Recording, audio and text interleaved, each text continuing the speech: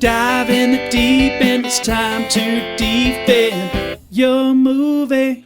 Hello, friends, and welcome to this week's episode of Defending Your Movie. I am your host, Jeremy Meyer.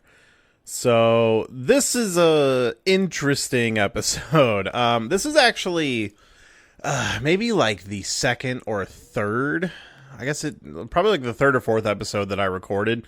And just due to scheduling, it's wound up this far down the line just because it's a repeating guest. We are sitting down again with Aerin Moriarty. And I really need to stop saying we. I'm always saying we, referring to me and the guest, but we aren't sitting down with the guest. I sat down with Aerin.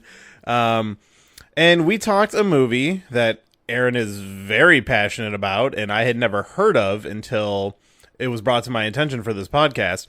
But we are talking about a movie from the 80s, like a little parody movie called The Pirate Movie, which is something I had never heard of. Like, it has like a 9% on Rotten Tomatoes. It's like not even a movie I think you can really get your hands on anymore. It's actually free on YouTube, which is where I watched it and where Aerin actually recommended me finding it. But the fascinating thing is if you look it up on YouTube and just scroll through the comments of the movie, every comment in there is just the most positive and glowing just beacon of love for this movie. This movie has a huge, maybe huge isn't the right word, has a passionate fan base. Like, people who love this movie love it, and Aerin is one of those people. It was kind of a difficult watch for me. I didn't end up loving it as much as Aerin did, but I was certainly open to it. It did have moments that made me laugh. I also was unfamiliar with it being kind of a parody of Pirates of Penzance, which I had never seen, read, or interacted with in any way, shape, or form. So that was actually something I learned afterwards. But, it's a parody movie kind of in the vein of like a Mel Brooks type movie. Just not made by that caliber of filmmaker, but that it's kind of the perfect movie for this podcast. Something that somebody is incredibly passionate about and I had never heard of. Like, my favorite episodes are the ones on movies that I've never heard of, and this was most certainly one of them. And, I was worried if it was even going to be a good conversation piece from me, like, watching it, but I think we actually had a really good and fun conversation about this silly movie. So before we get into it, let's get all of our plugs out of the way. As always, we are being represented by The Cryptic Closet, and this is the perfect time. We're in October right now. If you want to get some horror-themed merchandise, maybe some horror parody merchandise, some t-shirts, they got all sorts of stuff over there now. I'm actually going to have to browse and see. Like, I should start recommending some of my favorite products. I have a number of products from The Cryptic Closet. It's actually ran by a friend of mine, Vinny. He's a really great guy, but they have so much stuff that he's selling now. Figures and collectibles, shirts, accessories, glasses, comics, a Fanny DeVito, a Danny DeVito fanny pack, which is the greatest thing ever. So be sure to go over there, pick out some awesome merchandise, and use promo code DEFEND, however you want to say it, at checkout, and you'll get 21% off your order. Also a big fan of the Space Ghost pin that looks like the Batman animated series logo, but it's Space Ghost. I've always loved that. I believe it's available on a shirt as well. But so be sure to check that out. And then, as always, you can follow us on our social medias at Defending Movie on Twitter and Instagram. We have our Patreon at patreon.com/defendingmovie and our merch store at belowthecollar.com/defendingyourmovie, where you can get some of our t-shirts, some great movie parodies. I'm actually throwing up some new ones here soon. We got The Matrix coming out in a couple months, so I have a Matrix-inspired design, working on a couple other ones. I have a Marvel-inspired design, too, I haven't thrown up yet. I might throw that up as well. I'm also working on kind of probably not going to get up for this year, but maybe come next year, like a spooky version of my logo for spooky season. So be on the lookout for all that stuff. Go check that out. And without further ado, why don't we go talk about The Pirate Movie?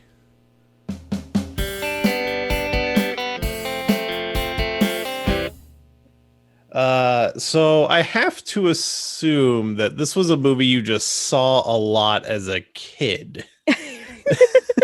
I guess we'll start No. there. Really? The That is weird thing is surprising to me. I think I was in my early 20s the first time I saw this. I was in film school actually, and I was Really? And they dating a showed this to guy. you? No, no, no, no. I was dating a guy that liked movies, and this was a movie that he liked, and literally this was the only good thing I got out of the relationship. So that should just give you a barometer for the quality of that just whole situation. Oh, I am so sorry. Yeah, not one of my proudest moments, that's for damn certain. Yeah, this was the first I had heard of this movie. Yeah. And I was not aware that it was kind of like a parody or based on Pirates of Penzance, which Yeah. I had heard the name is the most familiarity I have with that. Yeah. And I was actually like kind of reading up on that before we started recording, and I was like, Yeah. oh, it kind of is the same story. Sort of, yeah. So basically, in the 19th century had a huge love for pirate media and pirate operas and things like that. And Pirates of Penzance was made during that period as like a comic opera, and it's a satire of both like the pirate like opera genre and of like upper class in general. Like just how the blue bloods operate. Yeah. So of course in the 1970s you had films like Swashbuckler and Treasure Island came out, and you had like another renaissance of pirate media, and people were like, oh hey, well like, there was this satire, Pirates of Penzance, so let's 80s-ify that. And basically everything that's in the dream sequence. So this movie, big spoiler alert, most of it's a dream sequence. Which was like kind of jarring the way it Yes. transitions into, because there is no transition. It's No. just this girl falls off a boat in the water, and then all of a sudden we're in pirate world. Yes, pretty And much. there's almost no indication that it's like a dream, other than like some of the characters are showing up again. Because even her character, we don't see in the dream world for like 20 minutes. Nope. It's very strange. It's very abrupt. Yeah, well, because it's interesting because the movie starts out with just a pirate movie that's being watched. So you start out with like yo-ho pirate stuff, and then it's like click, and then oh, we're watching a movie, and now we're on a beach town. Oh, which totally threw me off guard. I did not know that was in here, because you said, oh, we're watching the pirate movie. Like, okay. And I kind of did some like just really brief looking into this movie. I'm like, okay, it's it's a pirate movie. All right. Mm-hmm. And then when that happened, I was like, oh wait, what are we doing now? I didn't realize that was going to be happening. So I was really thrown off at first. Yeah. So everything that happens in her dream sequence is Pirates of Penzance with some, I don't quote me on this because it's been a while since I've seen Pirates of Penzance, because it's not a dream sequence. I think towards the end, the reason the pirates end up yielding is because they bring up the good name of Queen Victoria. I want to say that's the shtick, and they are just such dutiful boys that they're like, oh, Queen Victoria, we couldn't, and so then they're like, we're good now. And then Ruth is like, oh, but hey, by the way, they're aristocrats, and of course, because this is a satire of upper class people, the major general father only cares that his daughters are married to aristocratic men. So he's like, okay, yes, let's marry all of the pirates. Yeah. So basically the same movie. So with the music, I noticed one of the songs was familiar to me, and I don't know why. And I want to say it was the Modern Major General song. Did you watch Babylon 5? I did not. Okay. So I am the very model of the Modern Major General, because it's such a like complicated, challenging song to deliver and memorize. It's one of those things that's kind of well known outside. I think it's probably more well known than the body of work with with which it's contained. There is a character in Babylon 5 towards the end who has a scene, I think it's Marcus Kane is his name, but it's been a while, don't quote me. And he sings the first line of that, and it's kind of been picked up as like a way to show off that you're really talented, or it's been parodied in a bunch of other media, and I Yeah. would say that song's more popular than the work it comes from. Yeah. So I'm wondering, like, if the music in this, is it kind of the same songs as Pirates of Penzance, or did they do their own music? It's like 50-50, and you can kind of hear it in the movie where there's like some songs that are just very 80s, like synth poppy, Yeah. and there's some songs that are like like that sound like they're from That's a good point. I did notice that, because I think one of the first songs that comes on when the pirates are all just singing, which was like, okay, I'm kind of into this, was it We Are Pirates or I Am the Pirate King or something like that? Like one of those. I was like kind of into it, and then I was like, oh, so the music's gonna sound kind of like this. Like, okay, that's interesting. And then it never really does again. Yeah, the Pirate King is I'm pretty sure that is based off of a song that is the original. Again, it's been a while, but definitely Modern Major General is, and most of the other songs that are in the film were created for this in this kind of interesting way. It's unique. So one of the main podcasts that I'm on, Film Rescue Show, we fix movies that suck. We take a movie that's bad and we say, hey, these are the things that are bad with it, and here's how we would fix it. And one of the things that I frequently complain about is that when a work is adapted or a sequel is made or a remake or whatever, a lot of times it's very realistic or it's very close to the source, or they don't want to take risks. And I love that this takes risks. And that's one of the risks that it takes.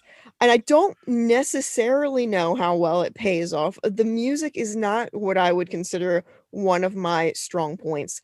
What I do like is in the Modern Major General song, the first couple of verses are the same, and then in the middle he switches to talking about R&B and S&M and C&W, like he's talking about music and S&M and music again. Yeah. And they've basically made modern verses to that old song, which was really impressive, and I loved the way they updated that, and I think I would have preferred with the music that they would have stayed that way. But it was interesting that I can't think of a movie that has ever been like, we're gonna just take two musical styles, one that is 19th century opera and one that is 80s synth pop, and we're gonna just meld them to a degree. Yeah, and doing 80s synth pop in a movie that feels like it came out of like an older time period is so, like, it reminds me of A Knight's Tale, how it's this movie about knights, but it features a lot of modern like rock and roll, which for that I love movie that movie. totally works. Mm-hmm. And like, I almost wish they just went with like the 80s synth pop for the whole thing. Like, even if you are going to do the same songs, like maybe reorchestrate them in that style. Like, I think that would have been a little more interesting, other than just like kind of bouncing back and forth between the two. Yeah, I do agree with that. The music, I would say, is probably one of the single biggest weaknesses, because I just feel like they didn't mix together enough. They were like, we want to do both of these, but we don't want to completely push it all together. Like, you know how steampunk is a genre? Yeah. Okay, this I would call almost like steam pop, sort of, because you've got these whole the whole film, I would say, is called like steam pop because it's like Victorian but also 80s, and the music I wanted to see go the same way. Yeah. And that's why it kind of piqued my interest when the music first started. Because I Yeah. could already tell, like, oh, this is maybe not going to be a movie I love, like, as soon as the movie started. Oh. But when the music kind of started, I was like, okay, you know, I could get into this if this is how it's going to be. And then that's not how it is. And Yeah, it's definitely a lot of switches and a lot of change ups, and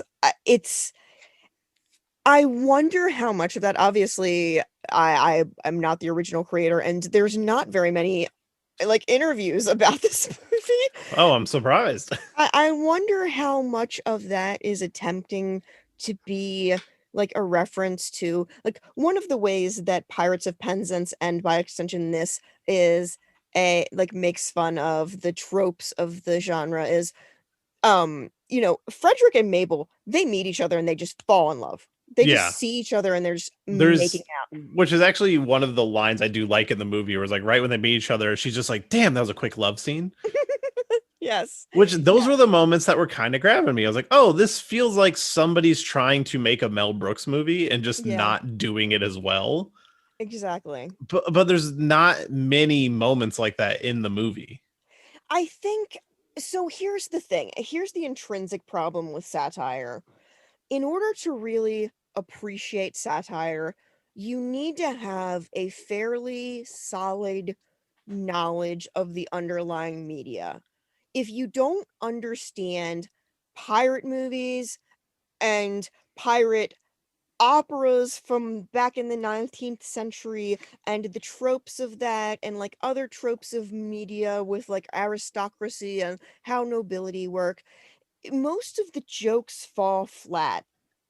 There's actually a decent amount of wit in it, but a lot of the wit, like I'm curious, there's a joke at the very beginning where Frederick comes to land and he's surrounded by women and um like a headband or something like that falls off one of the girls and he picks it up and there's a flower on it and he says, "Oh, I didn't mean to deflower you."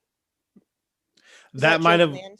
I like it. I get it. I think that might have went past me. So I will say I watched this on YouTube, and the Yeah, it's audio quality on the YouTube version is awful. It's very quiet, and it was kind of hard to hear yeah. some stuff. So I that might have missed me. But like you saying that to me, like, oh, I get it. It's like a funny joke. yeah. And there's this whole Mabel's speech at the end about how her corsets are choking and constricting and Yeah, she won't be choked by duty and I see you throbbing and it's I think definitely not being able to hear and understand. I suffer from not having closed captioning yeah, because I'm very ADHD and for me hearing words doesn't process my audio my ears are for music. They don't do words as good as yeah, I would like for them to. So I really do benefit most from captions. Unfortunately, the only way that I know of to get this movie is YouTube. yeah. I It's honestly a didn't even look to see if it's like very available shit quality. anywhere. It's not. It's I mean, there may be like a DVD.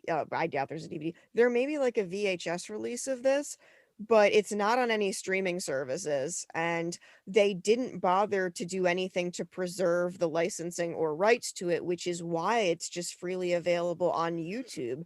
Like even the songs that were made original for the thing don't seem to be getting copyright claimed on YouTube. So Yeah. that's interesting. It's Well, good sad news. because It has a $60 DVD on Amazon, oh, whew, or a $30 VHS tape, which apparently Amazon oof, still sells VHS tapes. oof. I think, and obviously I've watched it a bunch of times. There's a fair bit of wit in the dialogue, and definitely if you don't hear it, it doesn't fall. And if you don't understand the tropes, they don't fall either. Yeah, so I am a fan of pirate stuff, but I've actually Mhm. not seen a ton of pirate movies like outside of more modern ones. Yeah, So and like modern I ones are very different. very much so. And like it's one of those genres like, oh, I should go back and watch like a bunch of them. But like when they were big in like the 70s and 80s and stuff, I have not seen a lot of those. Like Yeah. what's the big Gina Davis movie that was like a huge bomb or whatever? Oh, fuck. I know what you're talking about, Yeah. and I cannot think of the name of the movie. Now I gotta look it up. But I Cutthroat Island. oh, yep, that's the one.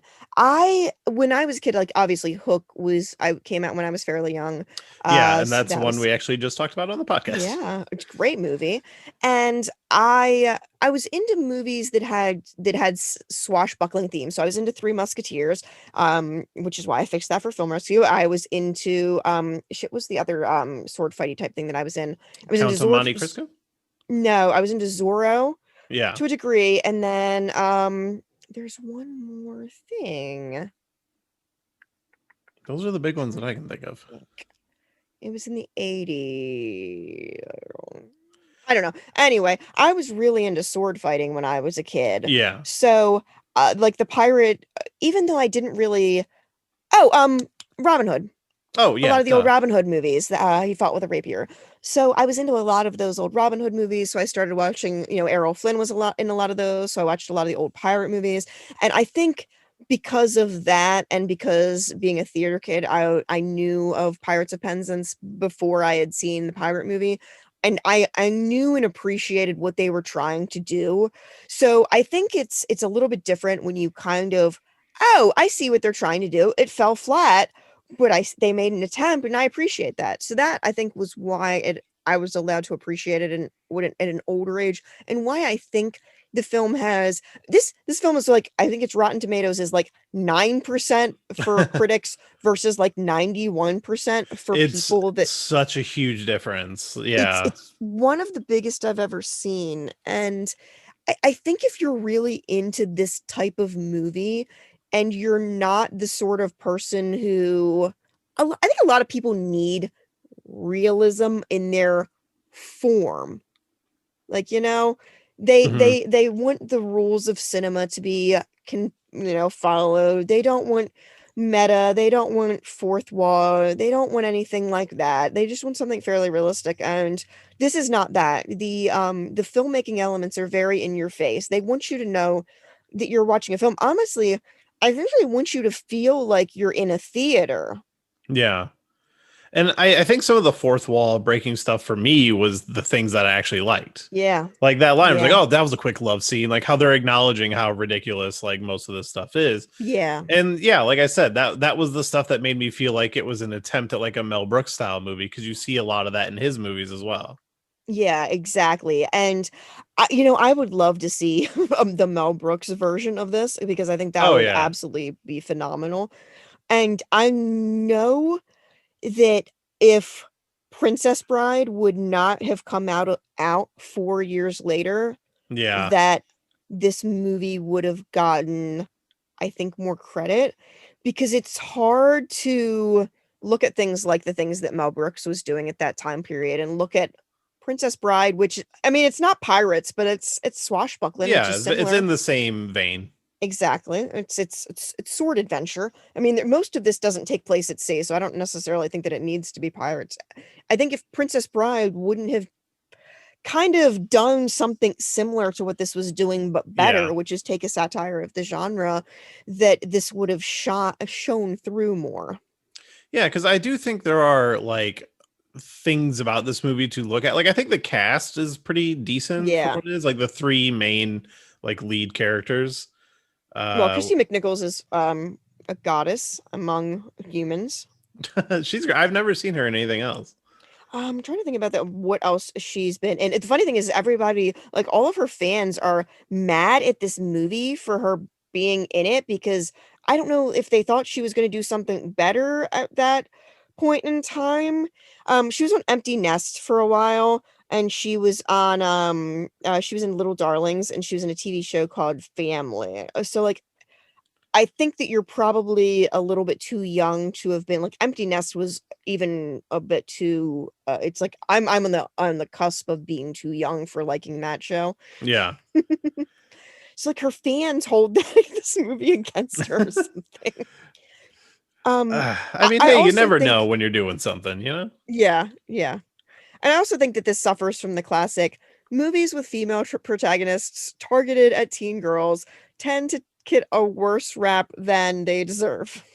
Yeah. And there is this kind of like women empowering thing to the movie I was Yeah. noticing, which is for its time period is Mm-hmm. definitely stand out. Yes. Like the only thing I can think of in the 80s doing something like that was like Aliens. Yeah, and it does it in a really good way. So before I talk about Mabel, I want to talk about Frederick real quick, because I love that he's just this big ass fucking himbo, and it's one of the biggest reasons that I love him. Yeah. And I just want to establish that character trait. He is the world's biggest himbo, to the point where his duty and his honor is like his sole value. And so he's supposed to be done his pirating career at 21 years of age, but he was born on a leap year. Which is And a funny gag. I love that gag. Like, oh, Especially with technically you're still in service of us. yes. I love the huge contract and everything. And because he signed the contract and he's such a good boy, he's like, oh, well, I guess I'll see you in 1940. Yeah. And Which that's I what was they, reading about Pirates of Penzance, and that's pretty much how that ends. yep, pretty I was much. just like, oh, okay, so that just goes for it, versus this has a much different ending. Yeah, yeah. The ending is it's not the ending that I would have gone with, but I'm glad that they went with a happier ending than that. I love that his negative trait is just that he's so pure of heart, because it really frees her up to be this incredible character. So basically, because he's in this contract, he ends up becoming a pirate again, even though he thought he was done the pirating life and he was going to move on with Mabel. And when the pirates try to attack her father and family for lying about being orphans, which I love that all of the stakes in this are just like everybody's getting murdered over things like I lied about being an orphan. But I Yeah. digress. You Frederick is allowed to be this bad guy for like, I don't know, a full almost act of the film. And yet he's a very sweet, loving, kind bad guy. And Mabel just gets to be this like really aggressively feminist character who, she sword fights and she's witty. She has this interaction. They need to get this treasure map off of the Pirate King's back, and she, Oh god, you that know, whole sequence is just absurd. it's so funny. I love that sequence because, you could have just done oh, she seduces him. Like a lot of movies would have done that. They just seduce her.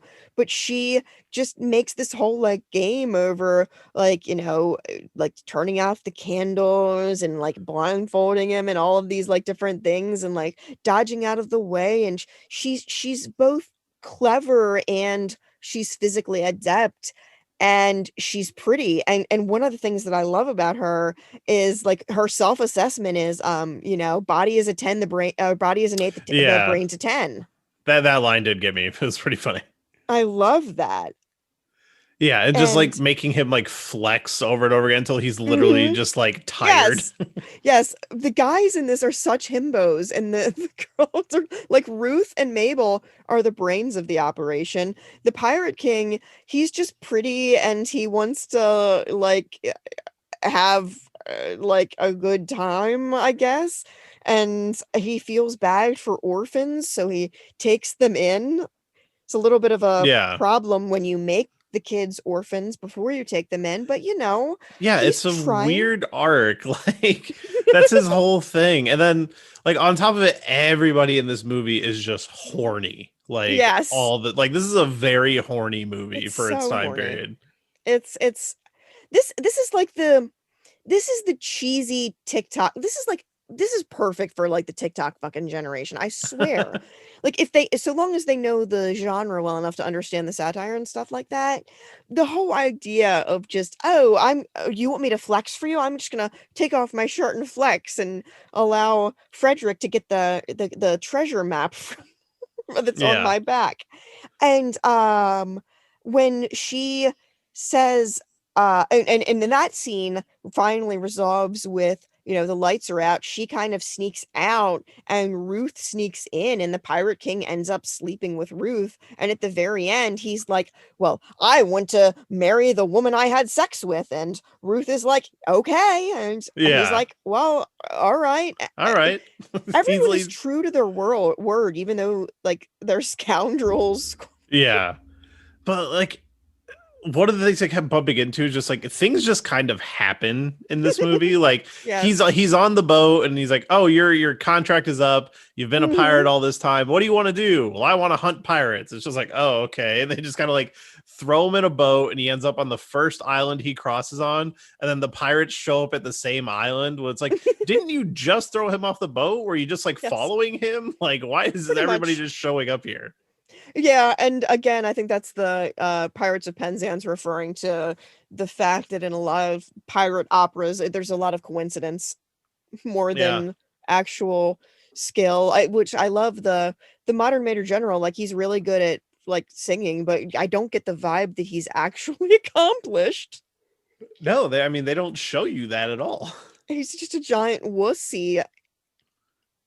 Yeah, and He's he's another he's himbo. even when they get the treasure, which is just an absurd scene of her singing on the boat while he just walks around this very crude like underwater set. They get the treasure and he's just like, yeah, but they'll probably just steal it again. Like whatever. Yeah. I think that's very charming. It's definitely it appeals to a younger audience, and I think it was definitely designed that way. It feels like something that was made for young women, and obviously, well, I haven't brought it up yet. I'm assigned female at birth, but I do identify as gender fluid, and I feel that this movie, one of the reasons that I love it is because while the world wanted me to be the like Mabel that's like the strong empowered genius, there's just this huge element of my personality that is the Major General. There's the Pirate King, that's Frederick. Like there's just huge aspects of me that are just fucking himboville. I love how it's almost like the Mummy, where it's like one of those aggressively bisexual friendly casts.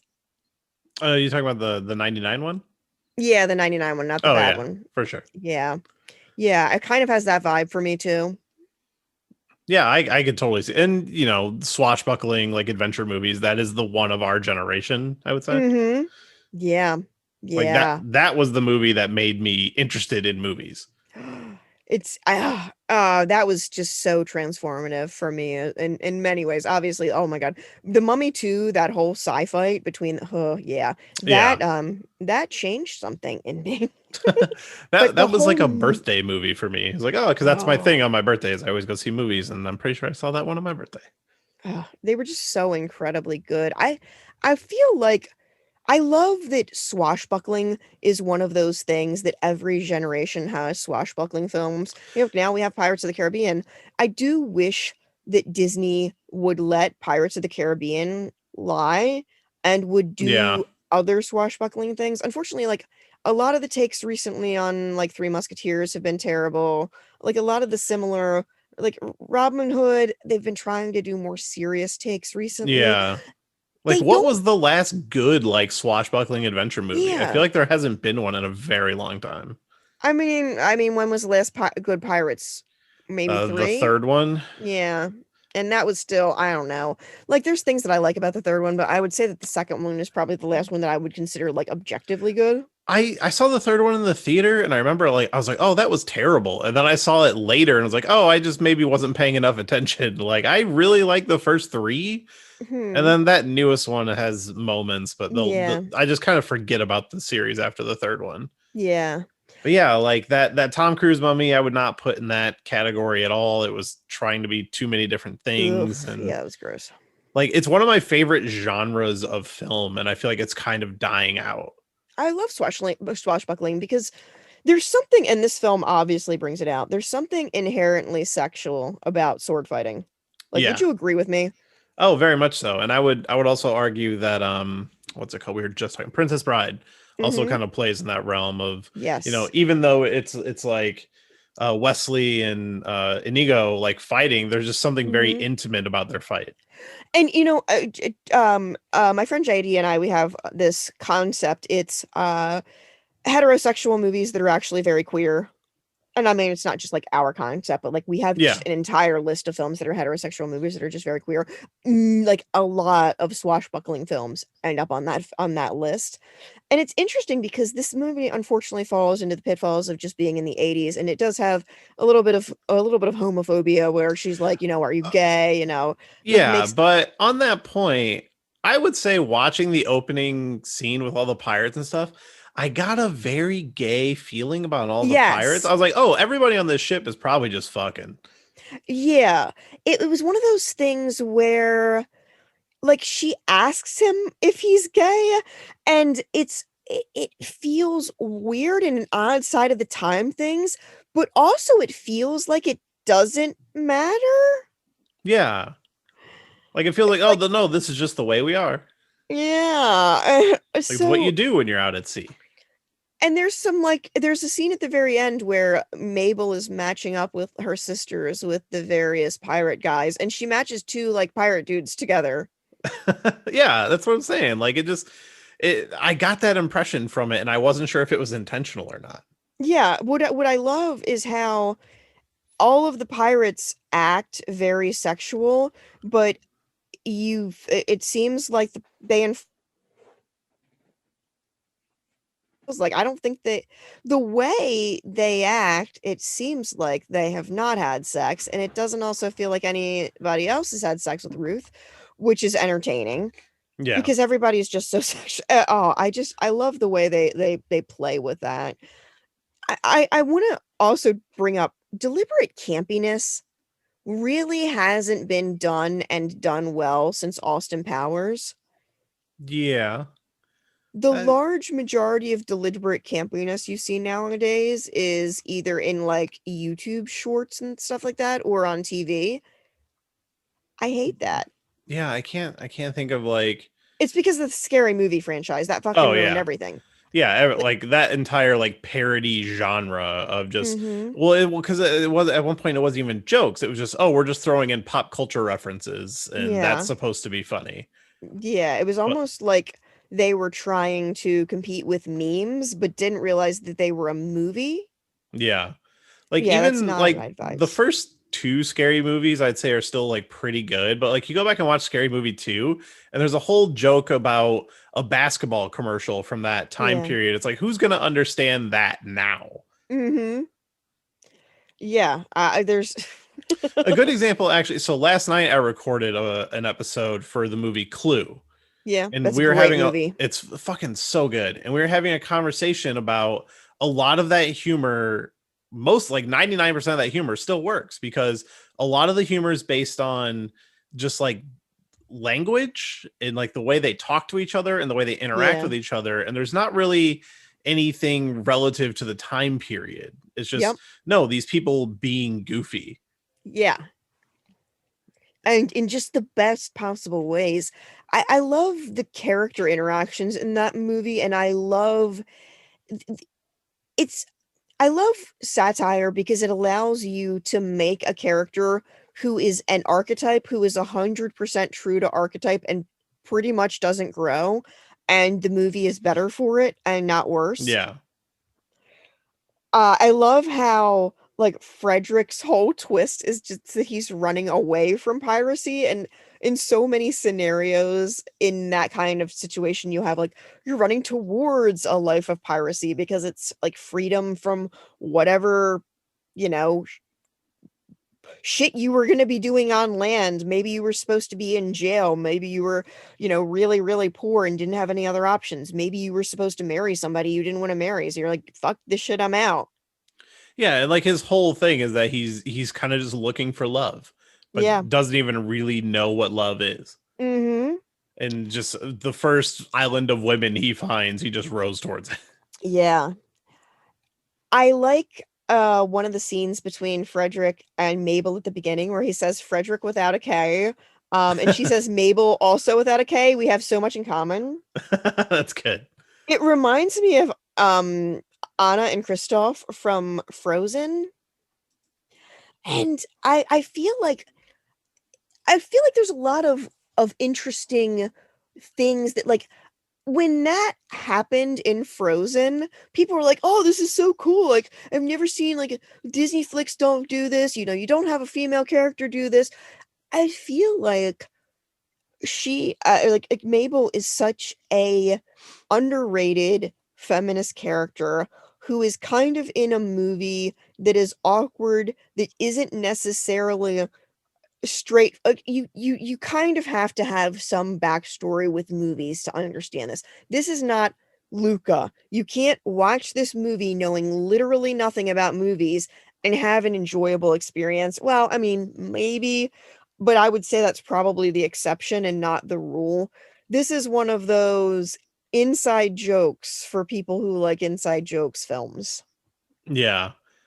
And she is kind of the only one that really stood out to me in Mm-hmm. terms of like the cast. Like the other two, the Pirate King and Frederick, were fine, Yeah. but I feel like they're kind of underwritten.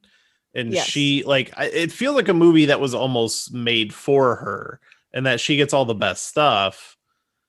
And You know, it it's wouldn't just surprise me. interesting. Yeah. It would not surprise me because obviously, Christy McNichol, gorgeous, very talented. She was the most capable of the actors. One of the things I think that I like about this movie is because there's so little from the actual production. There's not like behind the scenes DVD features. There's no, 30, 40 years of interviews of people that had worked on it and things like that. You can really interpret it in any way that you want, but there's also like, was this designed as like a star vehicle for her? Was this designed deliberately to appeal to teenage girls? And I mean, those two can happen at the same time. Like Yeah. what exactly was the aim? This had a $6 million budget, which is actually surprisingly high to me. That's not insignificant. And it only Yeah, pulled in like 9 million or something. yeah, it made 7 domestically, which Ugh. is not great. Did not make much internationally at all. So, like, I'd really love to know what the discussions going into this film were like. Because Pirates of Penzance isn't quite as like, super feminist. And I think part of it is just being in the headspace of a teenage girl and all of that entails, which I love. And I love what it says about Mabel's character, that while she's shy, like the Mabel that we see at the beginning is very shy. She's got glasses on, she's got frumpy clothes, people make fun of her. She's not the aggressive feminine icon that Mabel in the fantasy is. But it's kind of nice to see that she's got this fantasy self image of herself that is so strong and so powerful. And so, yes, I would like a man. I would like to fall in love, but like not to fight my battles, like just to be in love with. Like the only battle that they really fight together is, oh, dad says I can't marry you because you're poor. I'm going to help you get money so you can Yeah. not be poor.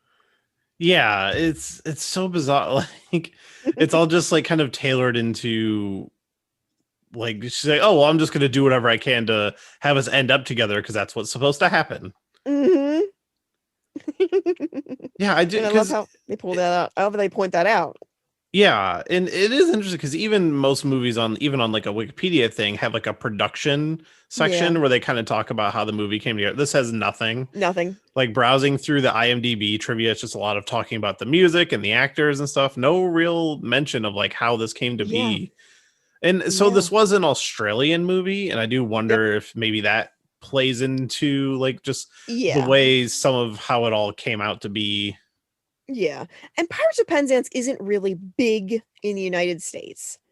And it's more of a British thing. Like a lot of my British friends are familiar with that. And the people that I've recommended this movie to who generally like it are people who are British and into the film scene. And I think some of the like wit and humor is more of that, and that more of that like British like drier wit, and like a lot of the social commentary. Like the father is more concerned about the fact that these people are not noble blooded. He doesn't really care so much that they're pirates. He's Yeah. more concerned about the fact that they're noble blood.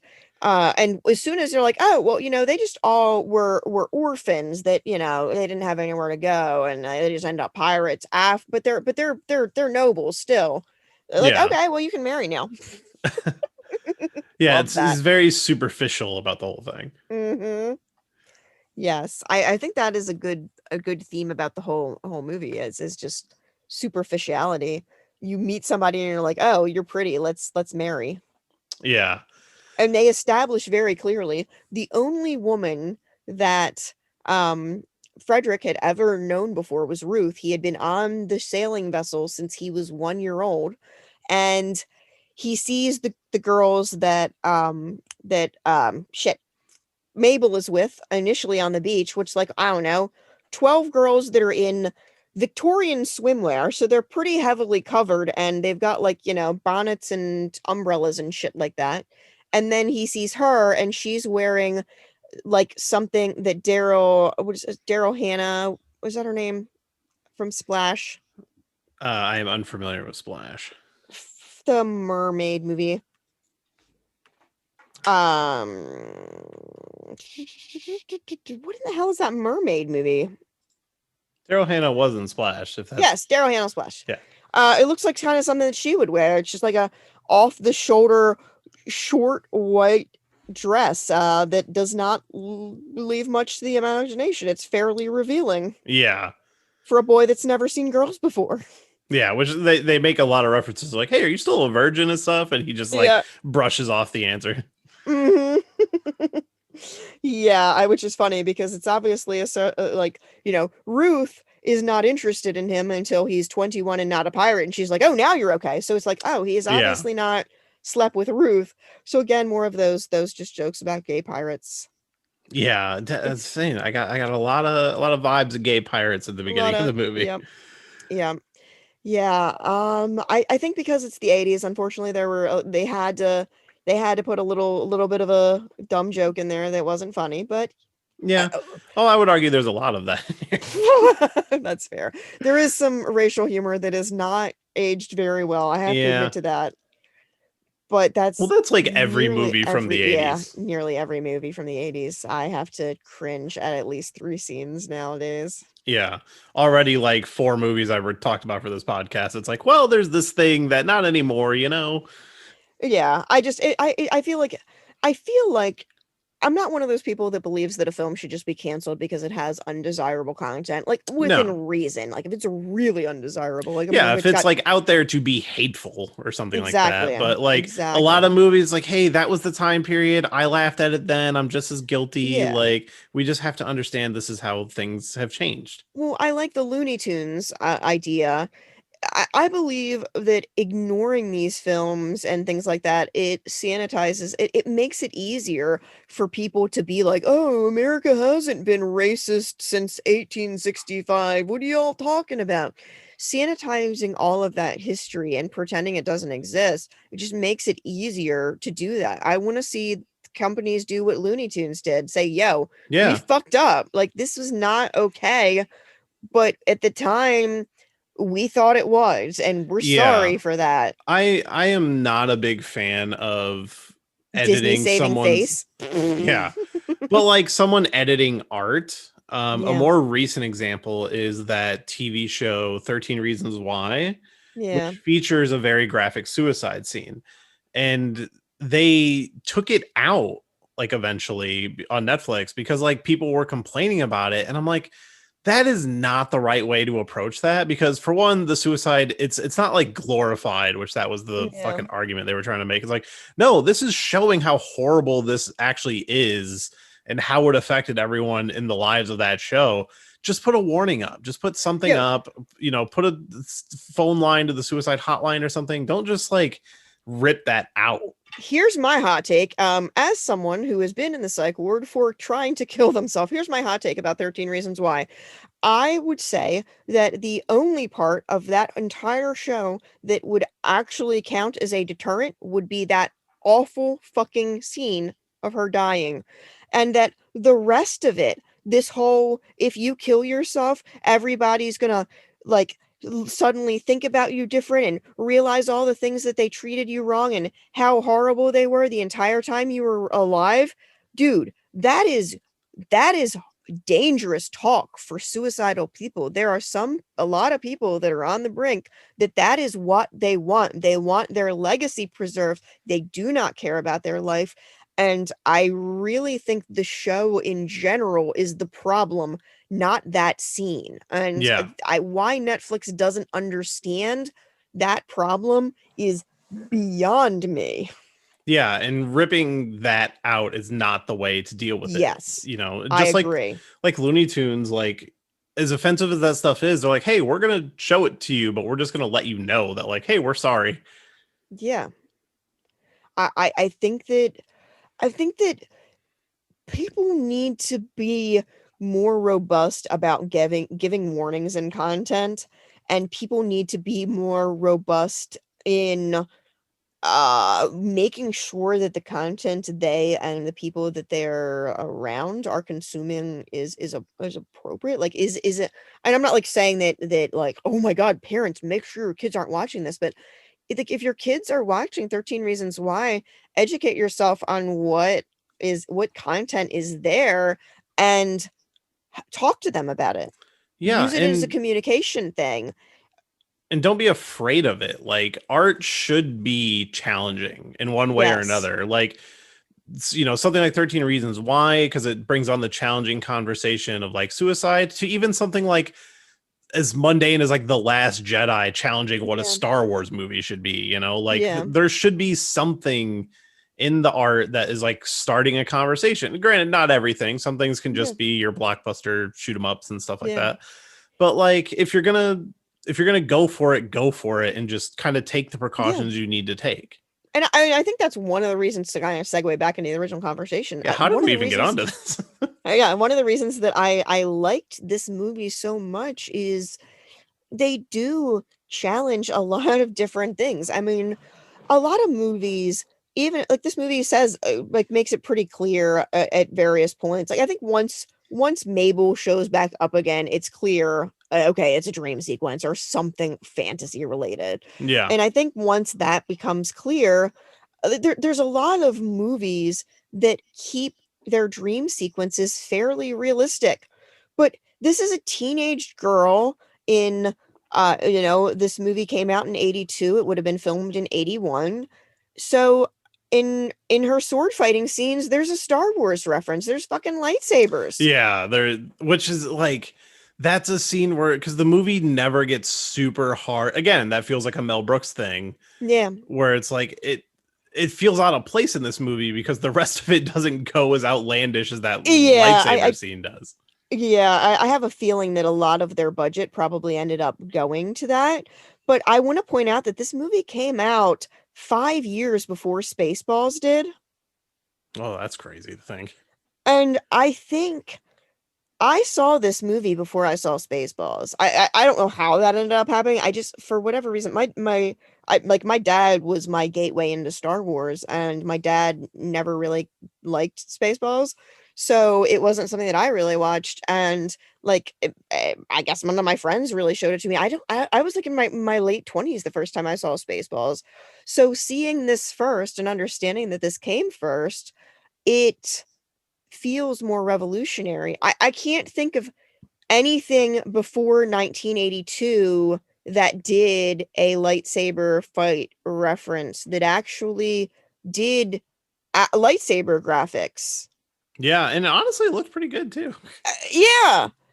For a movie that didn't come out of Hollywood, didn't come out of a major studio, didn't and it's have just like doing an it as enormous a budget. joke. Exactly. It's just like a one-off gag. I do think that that's probably where a lot of their budget and time went. And it's funny because I don't even think he uses it. Like, I think he like ignites it and then just immediately is knocked out of his hand. So it's literally just there for a joke. Yeah, it's just a gag. And a scene where the Pirate King just like shows up out of nowhere and they just start fighting.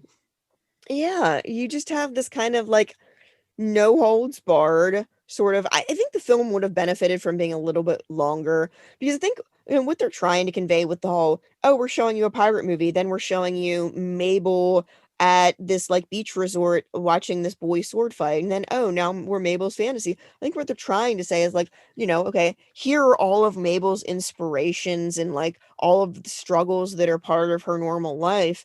And I think they trusted themselves to get that point across too easily, or they just didn't have enough footage, which, I mean, it could be the latter. We don't know, because who knows?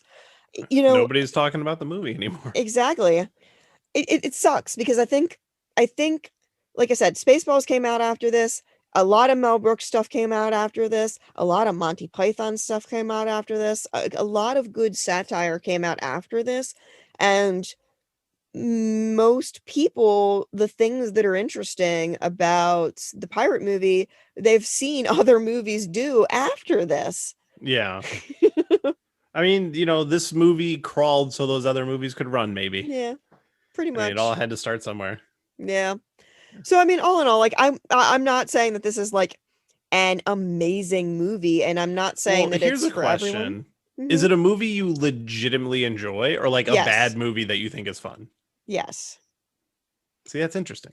Why? That is interesting. Just for me, I've just never been one of those people. So I did get the impression that maybe this was a movie kind of not at the level of The Room or something like that, but like a movie that people loved because like, oh, it's like a movie that's so bad it's kind of fun.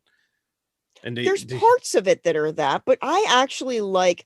I mean, I like Pirates of Penzance. I mean, I'm not like an expert in it, but like the couple of times that I've seen it, I enjoyed it. I Mhm. know enough about the source material to like appreciate the references to it, and I've seen a shit ton of swashbuckling. So like I consider the dialogue to be fairly witty.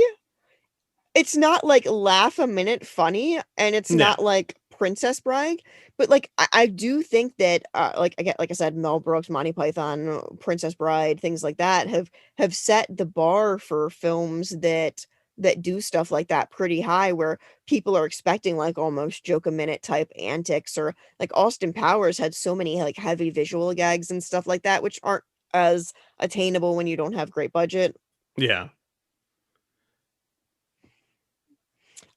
But yeah, I would say that I kind of like it for both reasons, both because I see what they were trying to do, and I recognize that they didn't, you know, they shot for the moon and they made it into the upper atmosphere, and Yeah. that's more than what most people will do. Most people don't even try. Most people make safe attempts. Like most people are like, oh well, I don't want to risk getting stuck in the stratosphere, so I'm just going to fly to Las Vegas instead because that's easy money.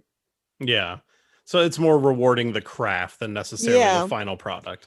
I That's I fair. appreciate that. I like one thing that really frustrates me is just Disney and their formula films. They're kind of take just enough risks to maximize the amount of money we're making Yeah. It's true. without actually making a good movie And then like the or an the amazing. Well, oh, okay. Disney does still make for obvious, good yeah. and great movies. They don't make the type of movie like the last movie out of Disney that just like really made, I would say Pirates of the Caribbean, but honestly just kind of because I wasn't expecting it, was the last movie that made me like, what, well damn Disney, because like before that was the first time Disney had PG-13 teeth under the Disney logo, Yeah. and they just really have gotten fairly comfortable since. Like Yeah. once they realized that like the key to life is just maintain intellectual property rights as long as possible, and then try and make as much money as possible off of that. They identified this formula of how to hit exactly the type of emotional beats that need to be taken to kind of have just enough diversity that you won't have the left wingers going completely crazy, but not so much that the right wingers aren't willing to take their kids there. And you have to keep it within bounds because you don't want to upset China because there's a lot of money in China. Oh my god, yeah. Like Disney just balances this complicated formula of filmmaking. WB had admitted to the point that they were going to make formula films. Like they admitted that they had like a fucking production calculator that was determined to decide how they were going to take risks going forward. Yeah. And like You don't see stuff like this anymore that is, I don't know, it's charming. When was the last time what was that charming film that you saw that wasn't by like a really small company, a really low budget thing? yeah, Or honestly, foreign. Like, no, I'm sorry, Studio Ghibli, just you can't. I mean, honestly, I'm struggling to come up with something that isn't like an older movie already. Yeah. But like, yeah, with like Disney, the only thing that's allowed to take any risk now is the Marvel stuff. Now that they're post Endgame, it's like, Hmm. well, at this point, everything we do prints money anyway. So yeah, go make something weird like WandaVision or Loki. And in making WandaVision and Loki, what they've basically said is, oh hey, you know what? By the way, now there's a multiverse. What they did is they got out an entire cinematic universe worth of content for the people who would get pissed off by multiple versions or characters dying and coming back or all that typical Yeah. character nonsense. But at the same time, indoctrinate all those people so that when they do it, they'll be like, oh, this is more Uh-huh. of this. I'm going to love it. Uh-huh. Like Disney, it's not so much that I appreciate the art they make. I appreciate their fucking dedication to just getting as much money out of us and as much like emotional like grab, like just the nostalgia pool, just Yeah. weaponizing and monetizing nostalgia. Fucking Disney does it better than no other. Yeah. And like the last movie to come out of them that wasn't like something that was like a sure thing that I was like surprised they did was Tron Yeah. Legacy.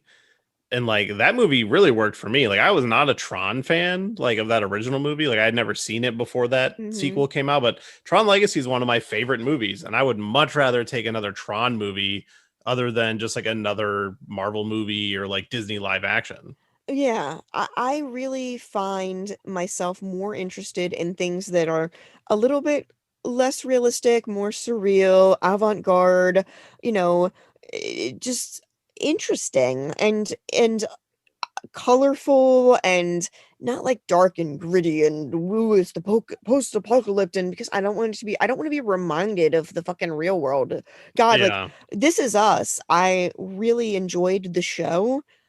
That's that It Amazon did show. it's I don't know, one of the major networks. I enjoy I well, I'm not gonna say I really enjoyed it. I really enjoyed the first couple of seasons, and then it was enjoyable, and then they added COVID, and I'm like, no, I watch TV for Yeah. escape. I was Give me really escape. hoping most things would like avoid that in their shows and stuff. But a lot of places didn't. Yeah. And I've heard some did it well, like that Superstore show I hear is really good. I have Yeah, not watched it, but yeah. like it's escapism. That's what I'm here for. And so Mhm. I guess this is escapism at its best. It really is. It really is. And I think if you go into it with that kind of a mindset, like if you go into it with understanding, it is escapism. It is most of the movie is a dream sequence and follows dream sequence logic and is on top of that satire of people that are rich and pirate operas from the 19th century. Yeah. It's such a Um ridiculous thing, you know? it is. And maybe if I had encountered a lot more of this kind of stuff growing up, it would have hit me a Mhm. little different. Yeah. But having not seen a ton of old pirate movies and being unfamiliar with Pirates of Penzance, like I did walk away from it a little bit like, oh, well, I'm glad you like it type thing. Yep. But like there are things to appreciate about it. Yep. And Well, I'm glad you can very, see that. the best way to show that is to just go look at the YouTube comments on the YouTube video. Yeah. First of all, like every one I saw was positive, Yeah. but one of the ones I have pulled up here is YouTube led me here. I have never ever heard of this movie. It was the most hilariously ridiculous movie I've ever seen. It's a shame they don't make genius movies like this anymore. Yeah. I really think I've commented this. This is like a premonition that I have. When I was a kid, I really like a lot of the movies that I saw were like I didn't actually scratch that, and you can edit this out because this is kind of like a mess of a thought. One of the things that is interesting to me about TikTok is you're giving people as young as 13 or even younger, but by terms and conditions 13, access to one of the most robust and easy to use video editors that I have ever seen. And in doing that, you are making people realize what editing can be used to do. Yeah, some of these young people are doing insane things in there. Yes. And you're also making people realize that content does not need to be visually high quality to be good or interesting or worth watching. And it's setting it I honestly think that when Gen Z is making films, that we're going to see stuff that is more like this, more like Mel Brooks stuff. It's a little bit more surreal, that where the editing is more visible. Because editors on YouTube are actually becoming popular in their own right. Like people recognize them. People recognize when a YouTuber has a good editor, when they are a good editor, when an editing technique is good and adds to the overall flavor. kids are learning how to use these techniques to make their own content better. And I think what they're going to be left with is a sense of disappointment when they go see movies like The Lighthouse. I we were supposed to watch The Lighthouse for Palate Cleanser. Seth and Jesse had wanted to watch it with me, and I watched it and I backed out at the last minute because objectively I understand that The Lighthouse is a good film and it's done extraordinarily well, and literally every film masterpiece technique that you can hit on, I hit on. But Mm-hmm. it's so predictable to me. The form is just so consistent the entire way through for the most part. There are some parts where it changes, but like I want to see things that are like I want to see form really be experimented with. I want to see fourth wall breaks. I want to see visible editing. I want to see some of the stuff that's being done with TV series is like Loki, where they're doing like super low angles and oblique angles and things like that you don't normally see as much anymore because everything is just fucking like more realistic, it feels. I never thought something like the Guardians pirate. of the Galaxy in space. It's like we're gonna follow the 180-degree rule, and the camera is most likely gonna be like in the same orientation the entire time. Why? What is the reason for that? One of the funnest things Luca did was there's this scene where Luca jumps out of the water and he does a flip in the air, and they like slow-mo, and you see his perspective, and the camera tumbles, and do shit like that. Jesus, do something interesting with your fucking technology, people. Sorry, this is a rant about things No, it's entirely unrelated. fine. It's not though, and it's interesting that a movie like the pirate movie would bring out such deep thoughts. Yes. And I think that's why I wanted to bring it on, because I had a feeling that if you could at least see value in it and could see that it was trying to do something, that we could have a good discussion about it, because the things that it is trying to do are things that more films should try to do. Yeah, and But I certainly see the value, even if it wasn't yeah. for me. Like I totally watch this like, oh, I understand why, you like it, Yeah. even though it wasn't something that I liked. Yeah. And you know what? If you decide like tomorrow that you're going to go watch a bunch of like 1970s swashbuckling films, and then you end up seeing Pirates of Penzance, you may see this film later and have a completely different opinion. Or you may see it Yeah, again after just absolutely. talking. And I Like, think that's one of the things that's fascinating to me about cinema is how like some movies like this, 17 years I think it's been that I've known this movie exists, and I still I feel more heartwarming to it today than I did before. And then there's other films that I loved when I was a kid that are objectively way better movies than this, that I'm like, I mean, there's just not as much value to it anymore.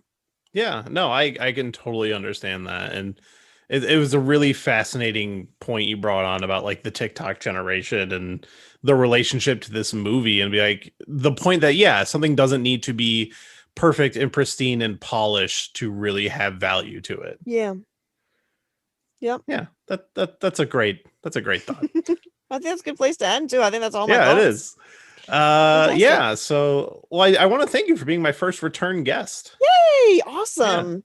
Yeah, I knew that this was going to be a hard sell, especially if you did not like any of the things that it was based off and were never a teenage girl. So I wanted to make sure that I had actually brought a good objective movie that I was pretty sure you would enjoy before I brought this one, and I'm glad we did it that way. Yeah. This is maybe definitely not the one to jump headfirst into. Yeah, and I have a feeling this is the movie that I like. That's my hill that I will die on, that I feel like this movie deserves to be more of a cult classic. But I have a feeling that I'll be back because I really like this. I like this format. Yeah, no, absolutely. You can always come back whenever you want. You can always just pitch a movie to me. That's great. Phenomenal. Always looking for more guests. So, and you already got a head start on most guested guest. So, Yeah. Or guest with most appearances is probably a better way to say that. But yeah, so do you wanna plug your stuff before we get out of here? Awesome. Hi, my name is Aerin Moriarty. Actually, hold on a second. When is this going to be releasing? I honestly could not tell you. I would just go with kind of general stuff right now because I haven't Okay, worked out the perfect. schedule yet. Hi, my Early name is August, I'll say that. Hi, my name is Aerin Moriarty. Yeah, oh my god. Hi, my name is Aerin Moriarty. I primarily do film podcasts. I do the Film Rescue Show, where we take movies that suck or movies that have areas of opportunity and we fix them. I may actually do the pirate movie on Film Rescue Show one of these days, but we would actually have to have people want to listen to that episode. I'm not sure we need that. We have that yet. Are We the also have others familiar with this movie? No, you were the second person in that whole sphere of people that I've shown this movie. Most people don't put through this film. Now I think they Um, have to cover it. yeah, I know.